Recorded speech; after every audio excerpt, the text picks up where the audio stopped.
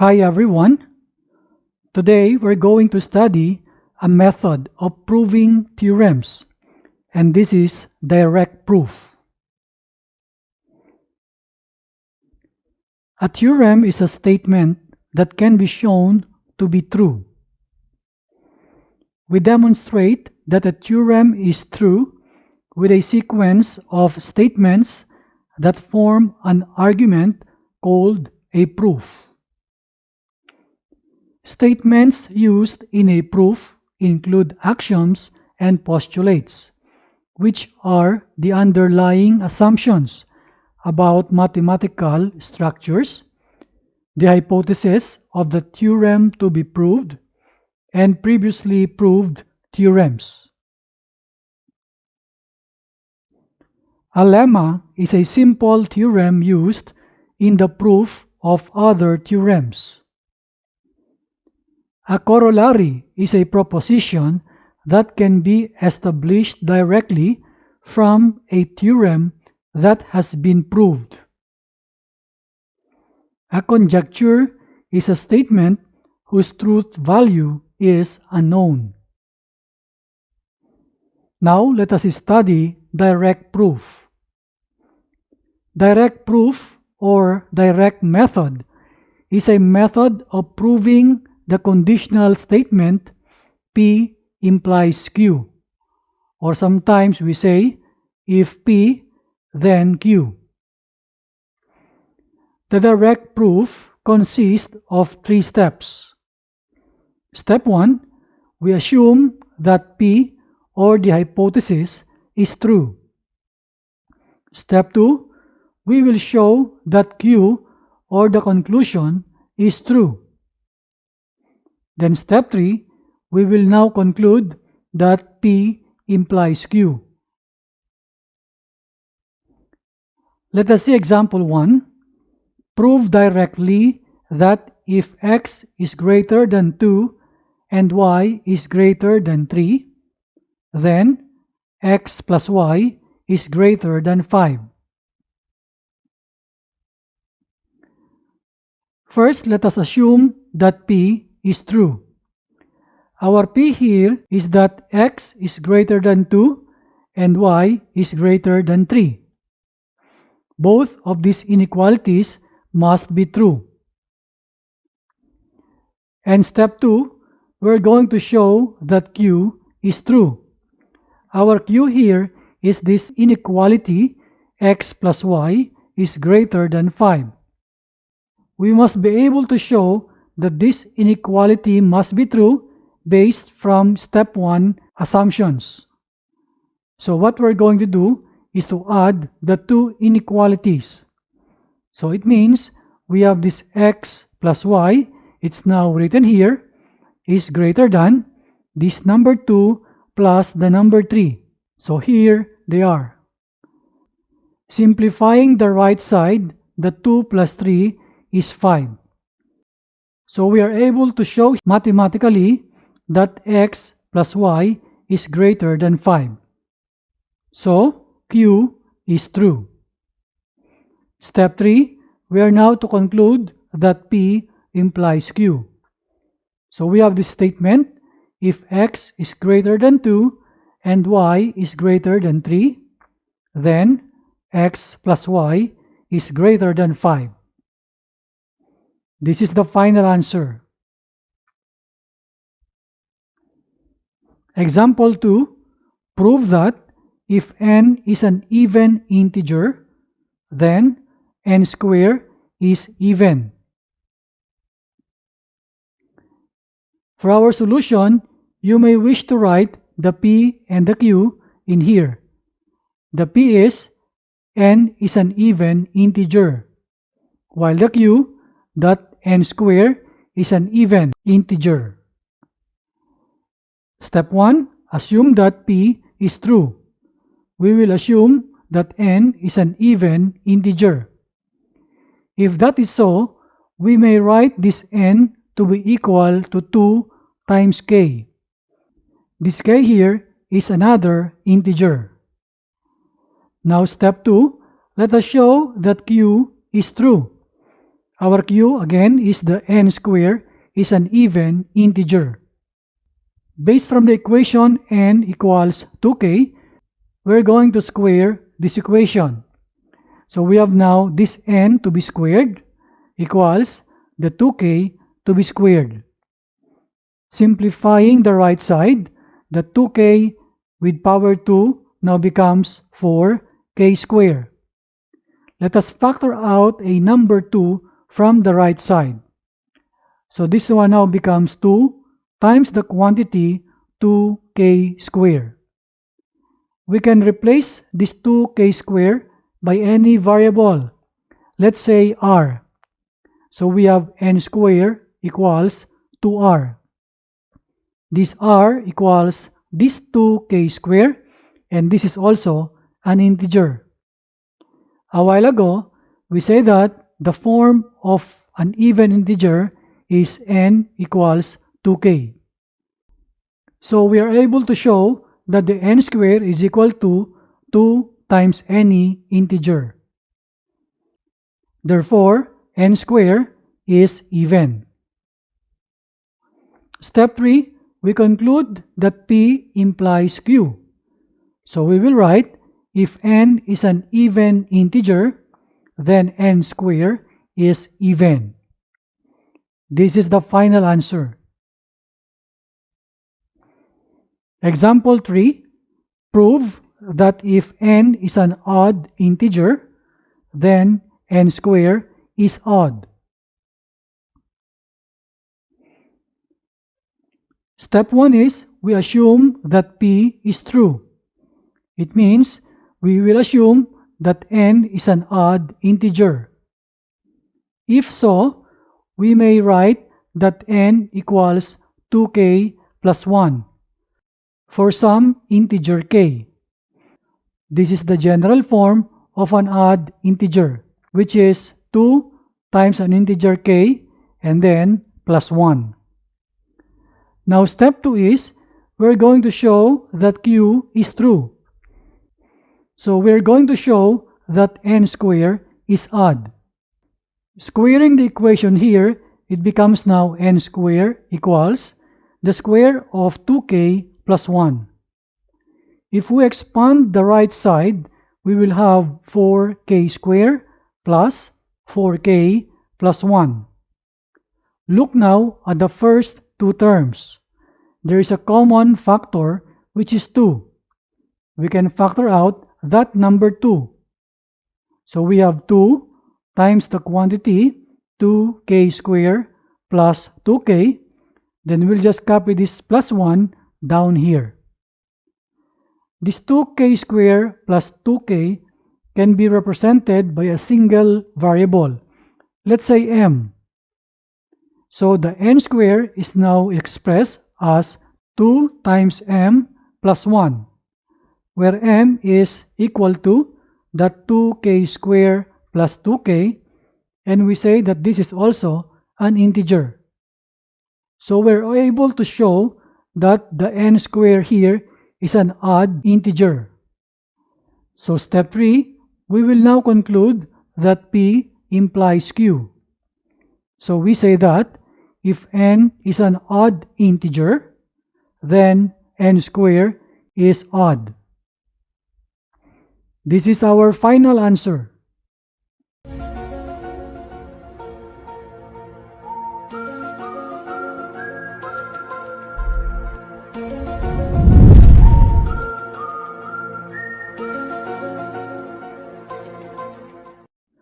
Today we're going to study a method of proving theorems, and this is proof by contraposition. This proof by contraposition or indirect method is a method to prove the conditional statement P implies Q by using the logical equivalence not Q implies not P. The proof by contraposition consists of 3 steps. Step 1, we assume that not Q is true. Step 2, show that not P is true. And then we conclude that not Q implies not P. And this is equivalent to P implies Q. Let us see example 1.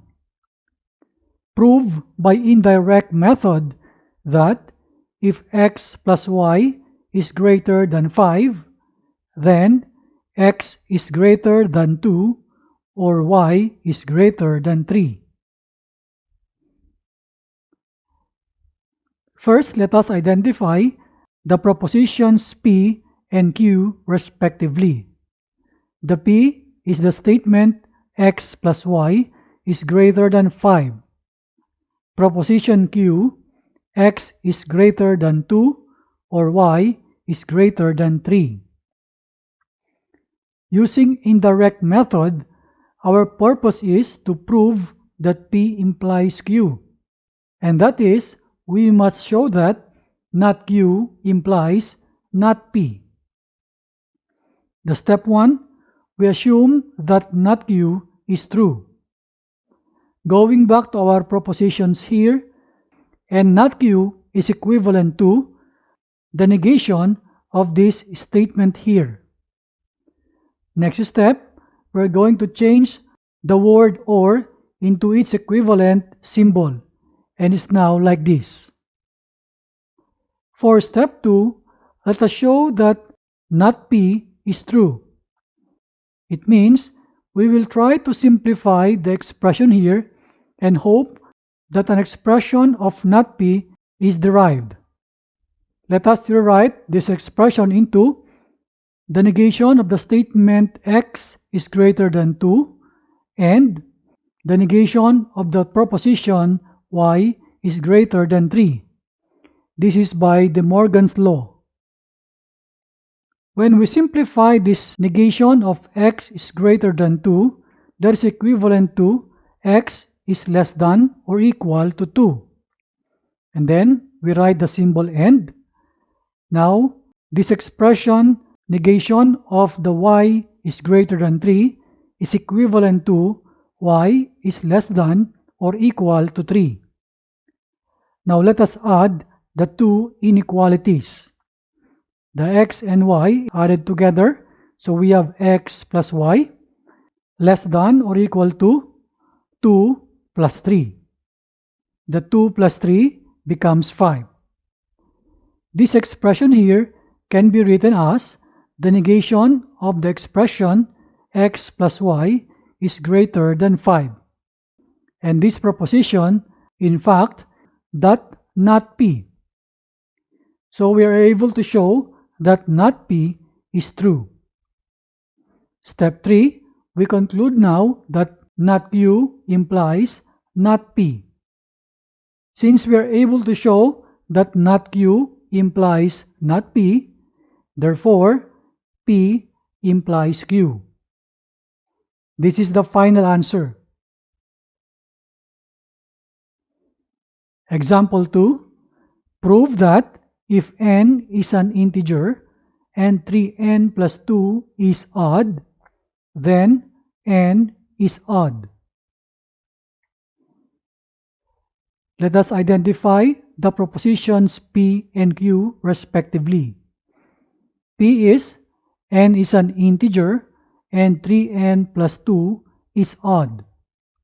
Proposition Q, n is an odd integer. Solving this by indirect method, we will show that not Q implies not P. Step 1. Let us assume that not Q is true. Our Q here is n is an odd integer. It follows that the not Q is equivalent to n is an even integer. Since n is even, we can show that n equals 2 times k, where this k is any integer. Now step 2, let us show that not P is true. The not P can be simplified into 3n plus 2 is even. Using our equation n equals 2k, we will substitute the value 2k for this n. So we have now 3 times 2k plus 2. The product of 3 and 2k becomes 6k plus 2. For this right side, there is a common factor of 2, and let us factor it out. So we have now 2 times the quantity 3k plus 1. We can simplify the 3k plus 1 by substitution using any variable. Let's say m. So 2 times m. This m is equal to the 3k plus 1. And this value is an integer. We are able to show now that this 3n plus 2 is equal to 2m, where this 2m is the general form of an even integer. And this is equivalent to the proposition not p. Step 3, we conclude that not q implies not p. This means we are able to prove that not q implies not p. In words, we may say, if n is even, then 3n plus 2 is even. This is actually equivalent to the compound proposition p implies q. If you write this in words, that is the very same problem that we have here. We say that if n is an integer and 3n plus 2 is odd, then n is odd. So this statement here is our final answer.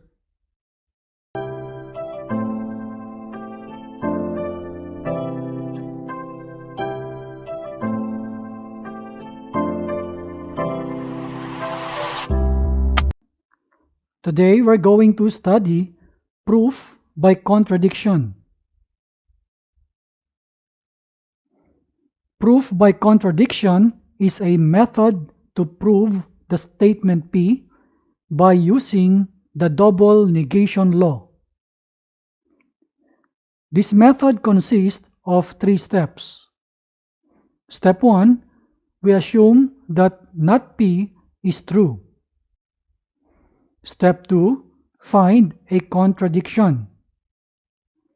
In other words, find that not P is actually false, which means the negation of not P is true.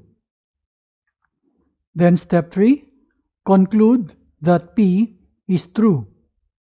That is, P is logically equivalent to negation of not P. Let us see this example. Prove that square root of 2 is irrational. Our step 1, we assume that not P is true. Our proposition P here is square root of 2 is irrational. The not P correspond to square root of 2 is rational. So for step 1, we will assume that this is true. If square root of 2 is rational, we can show that square root of 2 equals a over b. This a over b must be in lowest term. It means there is no common factor between a and b, where a and b are integers and b not equal to 0. Further, both a and b cannot be even integers. Otherwise, the number 2 becomes a common factor for both a and b. Now, step 2, let us find a contradiction based from these statements. That is, let us find that not P is actually false, which means the negation of not P is true. What we're going to do here, let us square this equation. the square root of 2 becomes 2 equals a over b when squared becomes a square over b square.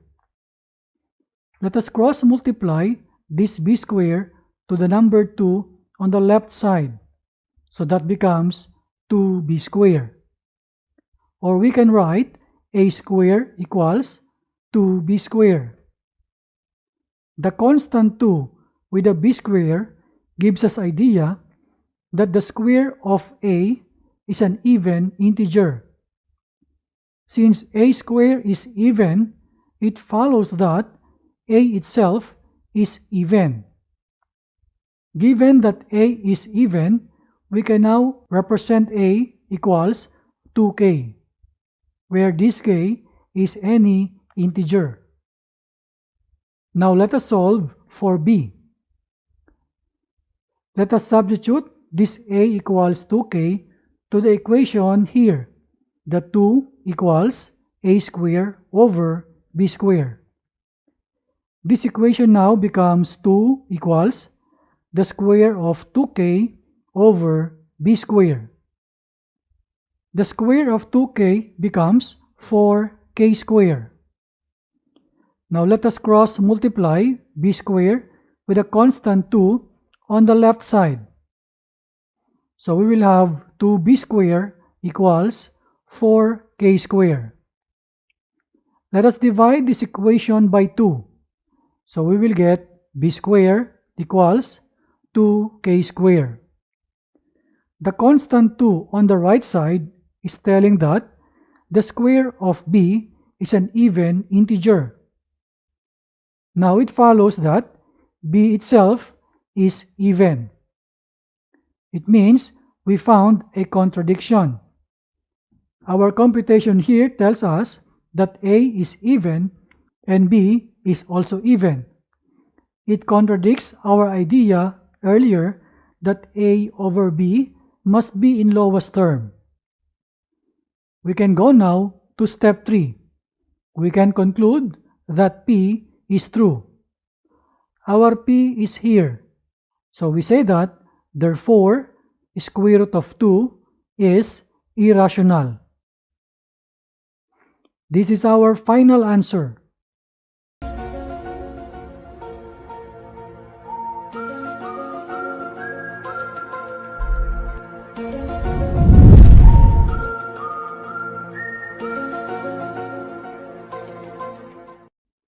Today we're going to study proof by mathematical induction.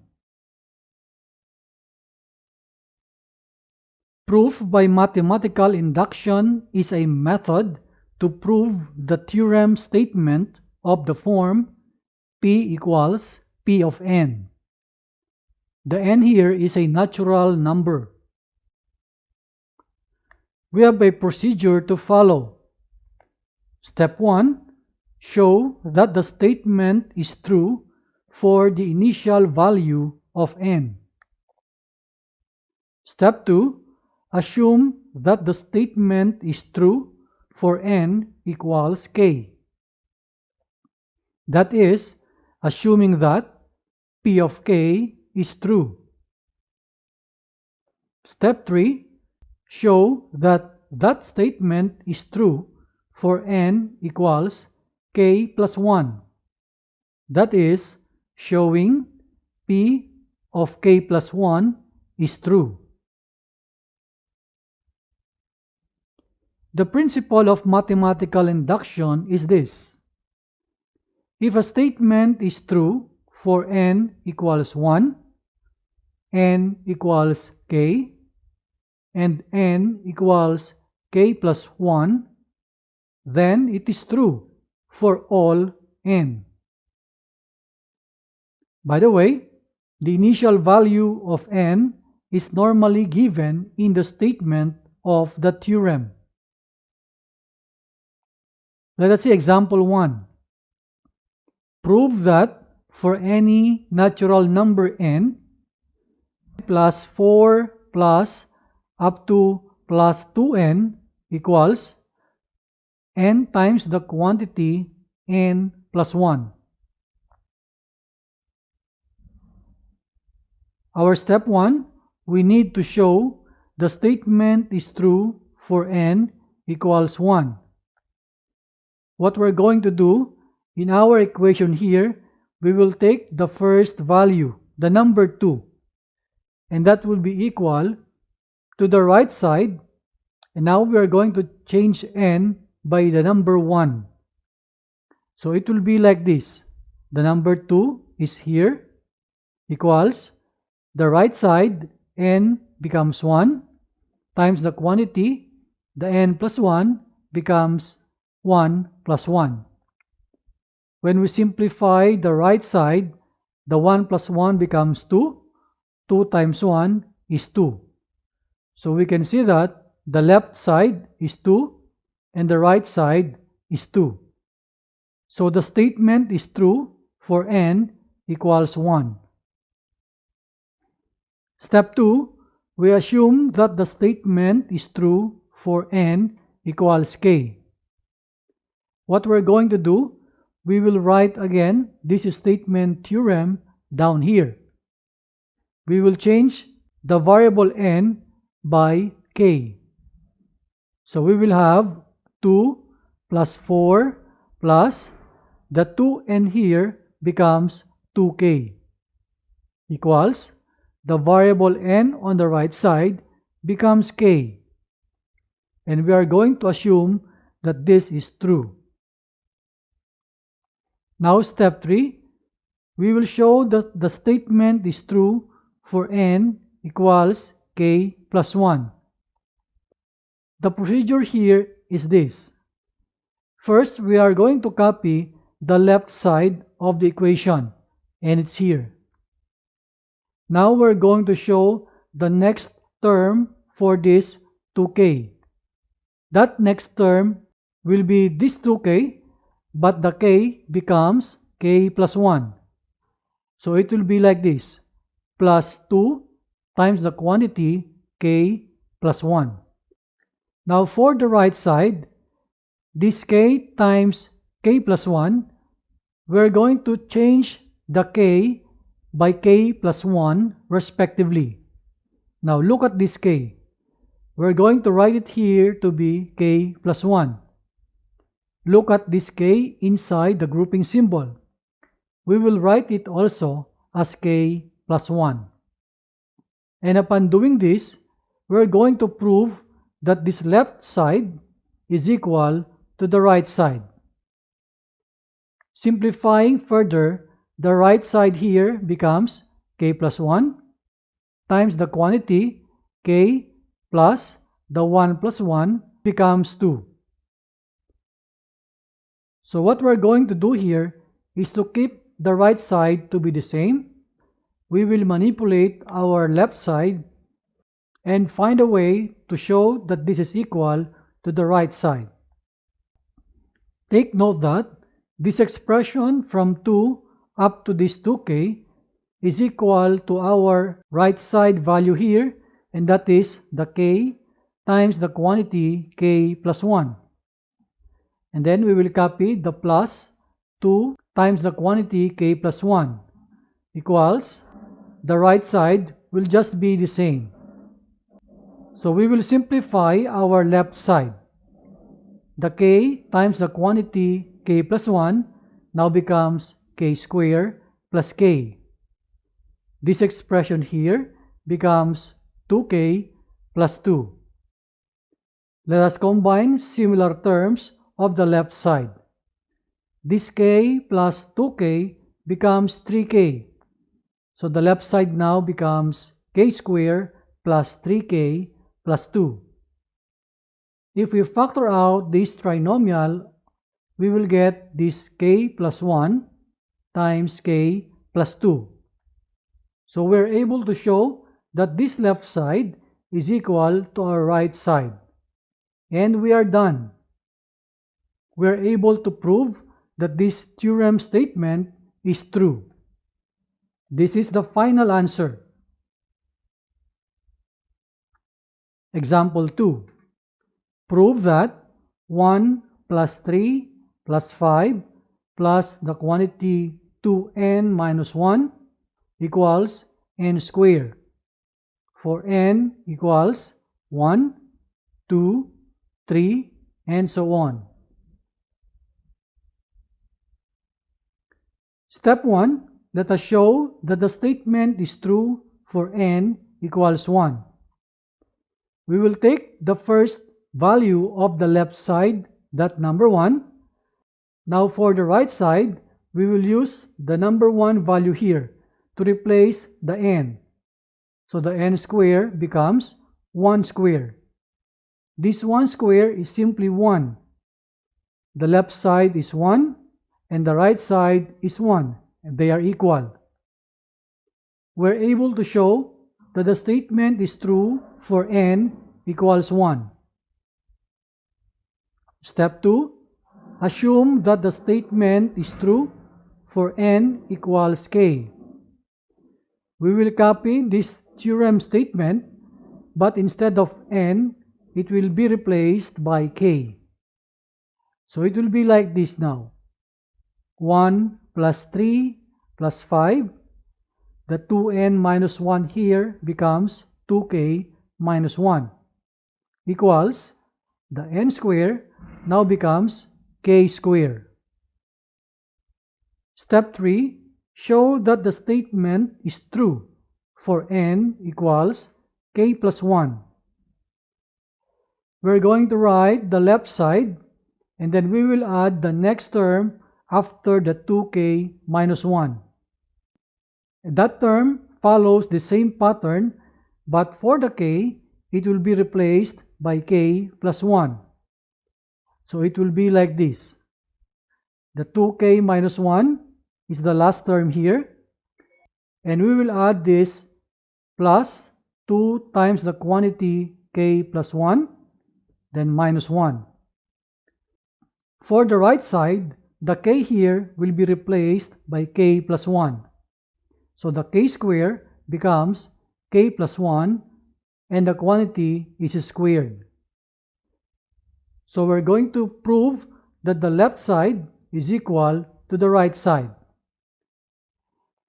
Our next step is to substitute this expression here by the value of the right side of step 2.